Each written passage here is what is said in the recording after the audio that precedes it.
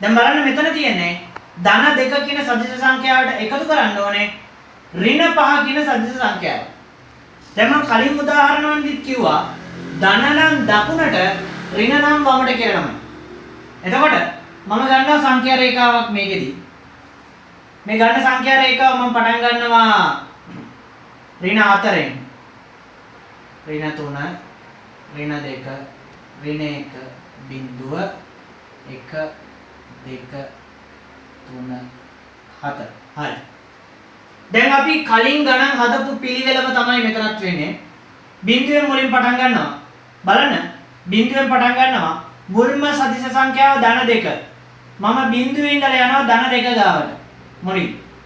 කලින් ගණන් වල වගේම තමයි. කලින් උදාහරණ වල වගේම තමයි. ඒ ගිය පැත්තට ඊතලේ. ධන 2 ගාවට ගියා. දැන් ඉන්නේ ධන 2 ගාවට.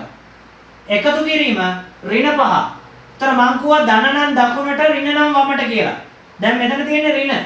ඒ කියන්නේ වමට 5. ඒ කියන්නේ වමට ඒකක 5. එහෙනම් මෙතන ඉඳලා වම් පැත්තට ඒකක 5. 1යි 2යි 3යි 4යි 5යි. ඒ කියන්නේ මෙතනට එන්න ඕනේ.